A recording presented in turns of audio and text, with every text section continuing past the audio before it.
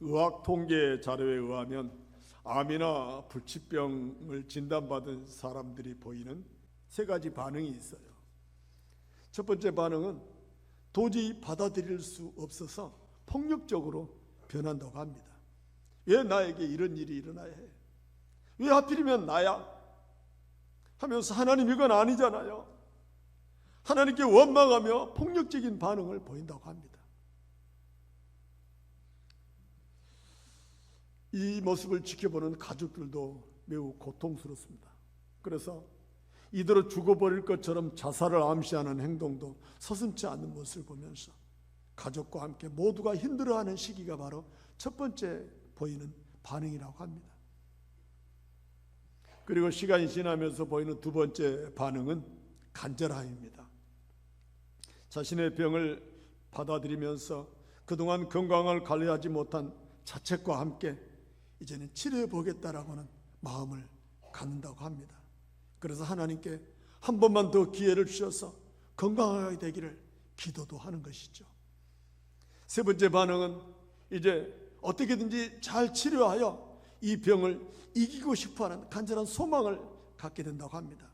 그래서 치료도 잘 받고 건강 정보도 함께 공유하면서 이제는 가족을 위해서 내가 건강해야지, 내 자신을 위해서라도 건강해야지 하면서 함께 치료하려고 노력하고 마음의 평안과 안정감을 갖는다고 합니다. 이처럼 우리가 때로 갑작스럽게 당하는 어떤 상황 속에서 이해할 수 없는 그런 고통을 당해할 때 얼마나 절망하는지 모릅니다. 오늘 말씀에서도 예루살렘 교회에 이해할 수 없는 일들이 막 벌어지고 있는 것입니다. 연거푸 일어나는 거예요. 어떤 일들이 일어나는지 오늘 본문의 말씀 8장 2절을 다 같이 함께 읽어보겠습니다. 경건한 사람들이 스데반을 장사하고 크게 울더라. 예루살렘의 스데반 집사가 순교를 당하는 사건이 일어나는 것입니다. 스데반 집사의 죽음은 예루살렘 교회에 충격적입니다.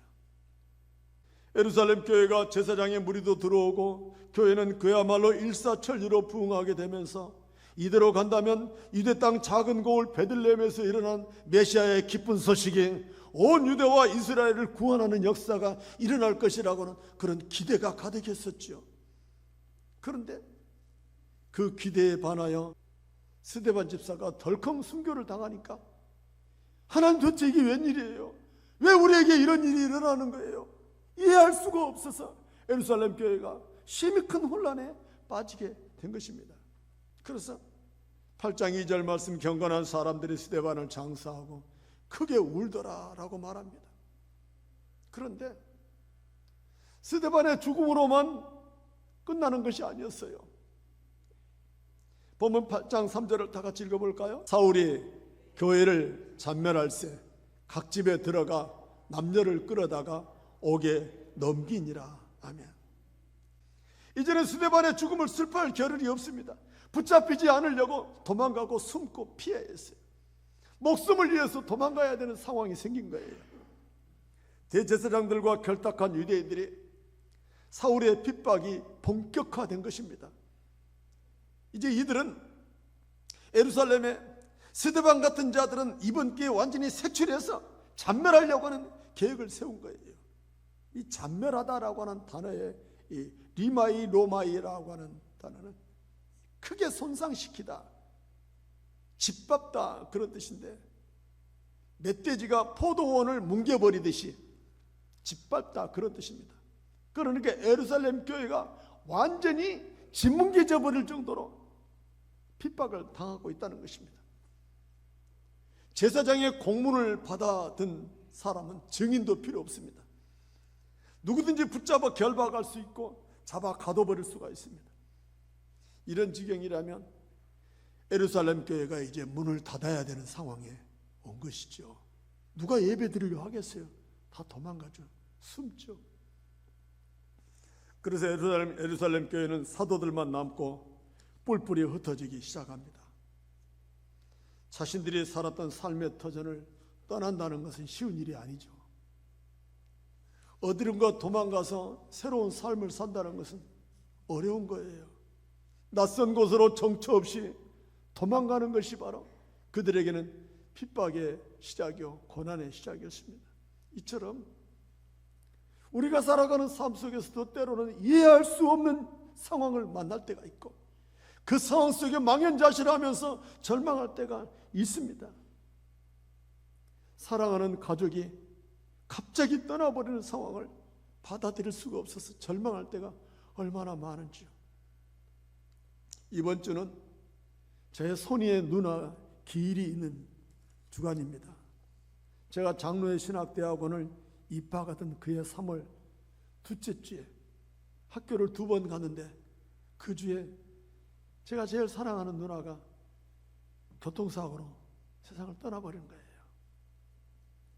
목회자의 길을 가는 것을 가장 기뻐했던 분이었고 제 아내도 제 누나를 굉장히 의지하고 따르고 좋아했었고 제 어머니는 큰딸이라 해서 든든했었습니다.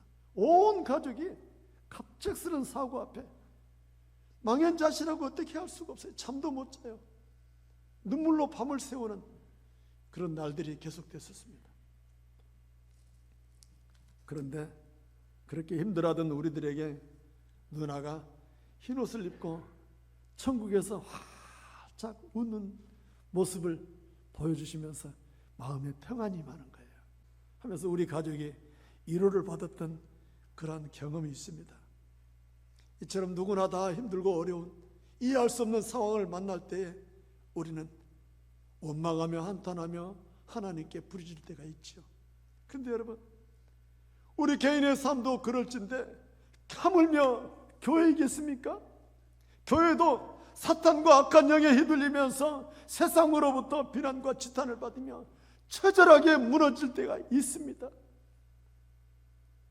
그런데 하나님께서는 교회에 대한 계획에서 한치의 실수도 오차도 없이 말씀대로 계획대로 교회를 이루어가신다는 것을 오늘 말씀을 통해서 보게 됩니다. 예루살렘 교회 성령으로 충만했던 스데반 집사가 순교를 당하고 슬퍼할 겨를도 없이 핍박을 당하며 숨고 도망가야 했던 그러한 참으로 막막하고 답답한 상황 속에서 사도들이 예루살렘 교회에 남아서 이렇게 기도했을 거라고 묵상이 됩니다. 하나님, 우리가 이제 어떻게 하면 좋겠습니까? 우리 예루살렘 교회가 이대로 문을 닫아야 됩니까? 사도들이 이어서 기도했을 거예요. 지난 오순절 마가다락방에 맡던 성령님이 우리에게 명쾌한 대답을 주시옵소서. 그리하여 이 환난과 고난을 돌파할 수 있는 지혜를 우리에게 달라고 얼마나 사도들이 울면서 예루살렘의 교회에 남아 기도했을까 상상이 되어집니다.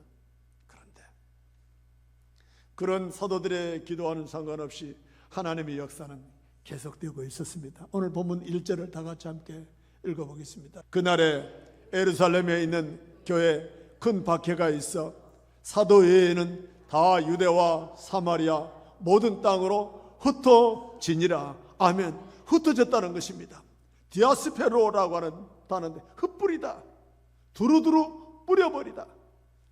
이 단어는 그냥 도망갔다는 그런 의미가 아닙니다. 본인의 의도와는 상관없이 보이지 않는 어떤 큰 힘이, 큰 능력이 예루살렘 교회를 싹 흩어져 버렸다는 것입니다. 뿔뿔이 흩어지도록 헤쳐버렸다는 것입니다. 이렇게 예루살렘 교회를 흩어버리는 큰 능력을 가지신 분이 누구겠습니까? 누구겠어요? 여러분, 오늘 그분을 만날 수 있기를 원합니다. 바로 우리 하나님이십니다. 예루살렘 교회 제자들을 흩어지게 하셨어요. 사마리아에도 가서 전하라고, 모든 땅에도 가서 전하라고 예루살렘 교회를 흩어지게 하신 분이 바로 하나님이셨어요. 그런데 하나님이 갑작스럽게 이런 일들을 계획하는 것이 아니고 이미 오래전에 말씀하신 대로 이뤄가신다는 것입니다. 성경 볼까요? 마태복음 28장 19절 20절입니다. 시작. 그러므로 너희는 가서 모든 민족을 제자로 삼아 아버지와 아들과 성령의 이름으로 세례를 베풀고 내가 너희에게 분부한 모든 것을 가르쳐 지키게 하라. 아멘. 예수님이 성천하시면서 제자들에게 명령하신 말씀이에요. 너희만 예수 믿고 살지 말고 가서 모든 민족에게 전하라는 거예요. 가서 모든 민족에게 세례를 주고 내가 너에게 분부하는 것을 가르쳐 지키게 하라는 거예요. 이제 너희가 믿었으면 가서 복음을 전하라고 하는데 안 가려고 그러는 거예요. 야, 예루살렘이 교회가 부흥하고 수도 많아지고 얼마나 좋냐? 천국 같은 이곳서 우리끼리 예배하고 우리끼리 찬양하고 얼마나 좋니? 안 가려고 하는 거예요. 가려고 생각을 안 하는 거예요. 그래서 예수님께서 흩어버리셨어요. 그래서 가서 전하라고 하신 거예요. 그래서 스데반 집사의 순교로 뿔뿔이 흩어진 제자들도 나아가서 이제야 그 사실을 깨달은 거예요. 고난 중에 울면서 흩어졌던 제자들이 비로소 마음의 위로를 받습니다. 하나님이 스데반 집사의 순교를 헛되지 않게 하려고 우리를 통하여 나아가 복음을 전하게 하시는구나. 스데반이 일어서서 두 팔 벌려 맞이하시는 주님을 본 것처럼 나아가 복음을 전하는 제자들도 그래, 우리들도 복음을 전할 때 주님이 우리를 두 팔 벌려 맞이해 주시겠지 하는 마음으로 나아가 눈물을 닦고 복음을 전하는 것입니다. 하나님은 말씀하신 대로 이루어가시는 분이십니다. 우리가 받아들이기 어려운 상황, 이해할 수 없는 상황에 휘둘려서 고난과 절망 가운데 캄캄하여 아무것도 보이지 않고 좌절하여 살아갈 소망을 잃어버린다 할지라도 하나님은 말씀대로 이루어가시는 분이심을 믿습니다. 로마서 9장 28절 다 같이 함께 읽어보겠습니다. 주께서 땅 위에서 그 말씀을 이루고 속히 시행하시리라 하셨느니라. 아멘. 하나님은 말씀하시고 그 말씀을 속히 시행하시는 분이십니다. 속히 이루시려고 우리에게 이런 일들을 경험하게 하시고 이 고난을 내딛고 하나님의 영광이 드러나게 될 줄 믿습니다. 그러므로 제자들은 깨닫습니다. 스데반의 순교도 하나님이 행하신 일이고 제자들이 예루살렘에서 핍박을 받는 것도 하나님이 행하신 일이고 스데반의 죽음을 마땅히 여기던 사울이라고 하는 사람도 하나님의 택한 그릇으로 쓰실 것도 하나님이 하신 거예요. 이처럼 하나님은 말씀하신 대로 이루시고 행하십니다. 이 사실이 믿어지고 깨달아지니까 제자들이 흩어져서 뿔뿔이 나아가 복음을 전했다는 것입니다. 하나님의 뜻이구나, 하나님의 명령이구나. 그렇다면 우리도 스데반의 죽음을 헛되지 않게 하여 어디서든지 가서 복음을 전해야지 하는 마음으로 흩어져서 복음을 전했습니다. 스데반의 몫을 대신하려는 마음으로 나아가 복음을 전하는 것이죠. 여러분, 이제 여러분이 하나님이 어떤 분이신지 조금은 아셨을 듯합니다. 우리가 받아들일 수 없고 수용할 수 없고 감당할 수 없고 이해할 수 없을지라도 하나님은 우리를 사랑하시기 때문에 우리를 통하 영광 받기 위하여 우리의 삶을 여러 가지 다양한 방법으로 인도하시는 것입니다. 여러분, 복음이 예루살렘만 머물지 않게 하려고 예루살렘의 고난이 닥치게 하신 것이죠.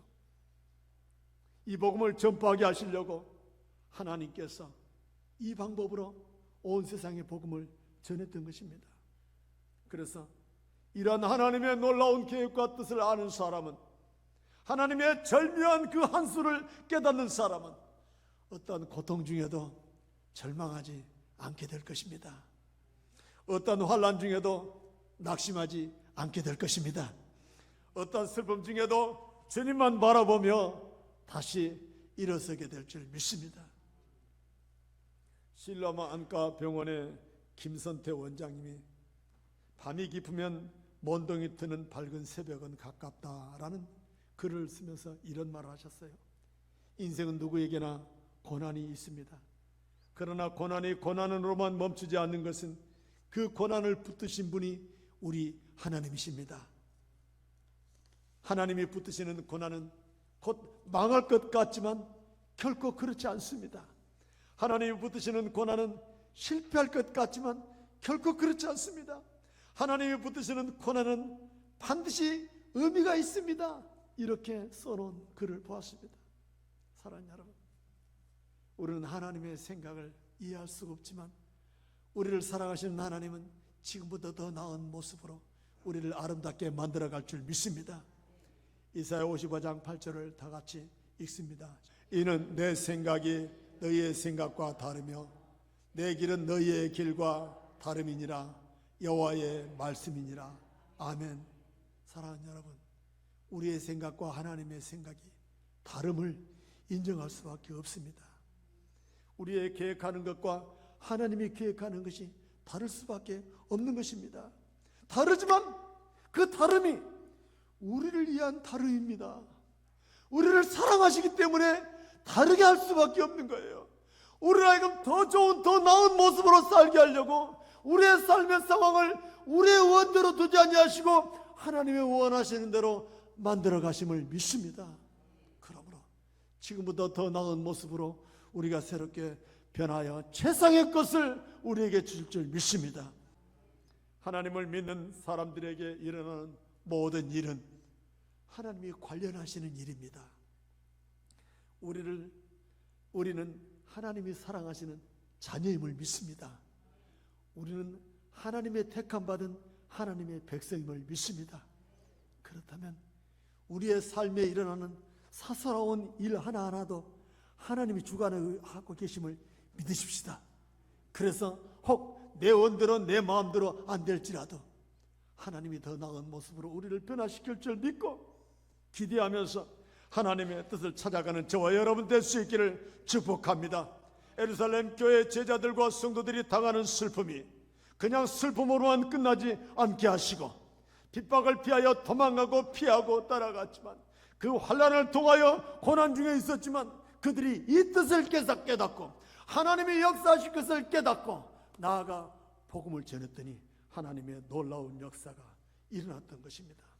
사랑하는 성도 여러분, 하나님은 스데반을 대신하여 빌립이라고 하는 사람을 통하여 새로운 일들을 계획하시고 새로운 역사를 이뤄가셨다는 사실을 깨닫게 됩니다.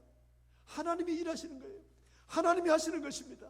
하나님의 빌립을 통하여 역사하시는 거예요. 하나님의 빌립을 통하여 영광 받으신데 나아가 빌립이 전하는 복음에 많은 사람들이 듣고 깨닫고 빌립을 통하여 나타나는 기적과 능력이 놀라운 역사를 나타냈던 것입니다.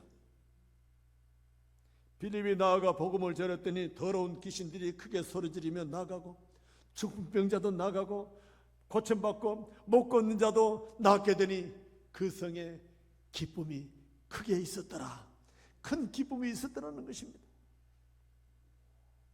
사랑하는 성도 여러분, 주님은 이렇게 우리를 사랑하셔서 큰 슬픔을 감당할 수 있는 큰 기쁨으로 우리를 축복한 줄 믿습니다. 우리 눈앞에 펼쳐진 고난 앞에 절망하지 말고 하나님의 선하시고 묘하신 뜻을 깨달아 나아가는 저와 여러분 될 수 있기를 원합니다. 분명히 우리의 고난까지도 하나님의 계획 속에 있음을 믿으면서 기쁨으로 회복시켜 주실 하나님께 나아가는 저와 여러분 되시길 원합니다. 그렇다면 반드시 하나님이 우리에게 기쁨을 회복시켜 주실 때인데 우리가 어떻게 순종해야 할까? 오늘 본문은 아니지만 사도행전 1장 8절을 다 같이 읽습니다. 시작. 오직 성령이 너에게 임하시면 너희가 권능을 받고 예루살렘과 온 유대와 사마리아와 땅끝까지 이르러 내 증인이 되리라 하시니라. 아멘. 하나님은 죄에서 구원받게 하는 십자가의 복음이 예루살렘만 머물기를 원치 않으셨던 것입니다. 복음이 예루살렘뿐만 아니라 유대와 사마리아와 땅까지 이르러 증거되기를 원하셨던 것입니다. 그래서 복음이 증거되는 곳에 기쁨을 회복시켜 주십니다. 복음을 전하려고 하면 하나님이 복음을 전할 수 있도록 우리 안에 기쁨을 회복시킬 줄 믿습니다. 그래서 오늘 보면 8장 8절에 그 성에 큰 기쁨이 있더라. 그 성에 큰 기쁨을 주셨더라는 것입니다.